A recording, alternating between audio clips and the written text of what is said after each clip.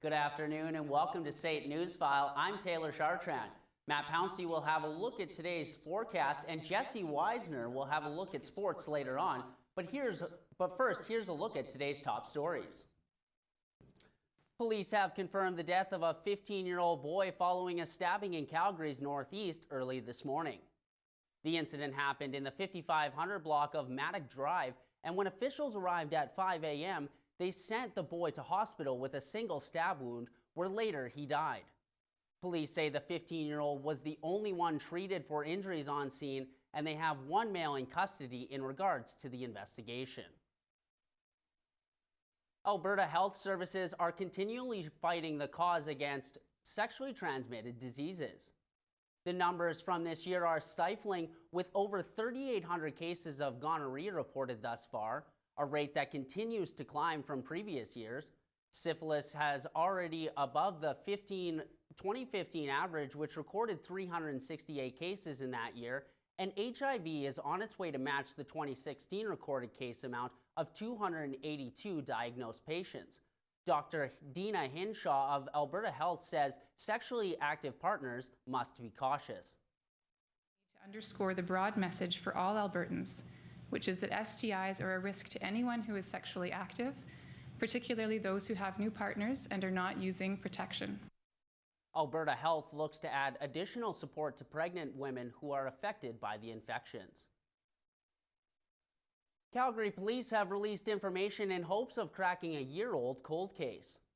Police have leaked photos of a man of interest in connection with a homicide in Harvest Hills that took place last year. 20-year-old Harsimran Singh Birdie was found dead in an alley by a Calgary citizen, where several witnesses say they saw an altercation earlier in the evening. Police have also released pictures of the vehicles they suspect are involved in the case, and anyone with information is asked to call Crime Stoppers. A man that made headlines for stealing a $44,000 Rolex has been identified by officials. Officials say the man in the blue suit tried on the watch and made off with it before any store employees could catch him. Police have released a warrant for the arrest of 21-year-old Muhammad Nasruddin. If you plan on taking a stroll through Fish Creek Park, you may want to travel on the side of caution. Alberta Parks has released a statement warning travelers of the park about a potential cougar presence. Visitors of the park have physically spotted the cougar in plain sight, and officials are saying that you should travel in large groups or use loud noise tactics if approached by the cougar. It is also recommended that animals on leash also serve as prey to the larger wildlife. Since 2004, 17th Avenue has been gathering spot for Flames fans during the playoffs. Although this year lacks some of the excitement of the 04 or even 2015 season, it's still the place to be. Our own Michael King went down to check out the expectations. While the Flames entered the playoffs as the 7th seed and are facing a tough team, there's optimism from bar owners. The deeper the Flames can make it in the playoffs, the more money makes it into the local economy. Rose and Crown manager Dennis Madden says the boost is welcome. With the way the economy kind of took a bit of a sag there, we're hoping obviously to capitalize financially on, people coming down, eating chicken wings, drinking more beer. It'll be a nice little boost to our sales.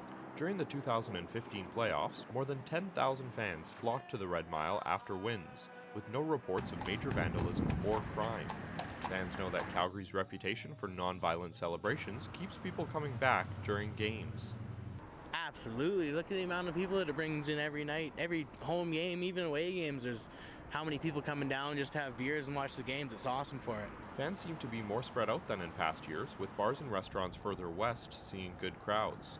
Since 7,214 businesses closed up shop last year, the more business that's spread around, the better.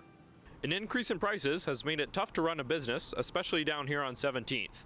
Higher wages, higher property taxes, and an increase in food prices has minimized profits. Calgary Flames fans are seeing this not only as an opportunity to support their local team, but also to support local businesses. For Newsfile, I'm Michael King. A video that surfaced online showing a dog tethered to a trailer deck while traveling along Stony Trail has left some less than impressed. Police have identified the owner and say they were less than cooperative in dealing with the situation. Turned himself in, and that was about as far as it went. Short of that, he wouldn't provide us any information. Brad Nichols of the Humane Society says the acts are definitely reckless as an owner, and that's where the charges will come into play. Those are today's top stories. We'll have a full forecast for you coming up, but first, Matt Pouncey has a look at what's going on around Calgary this week.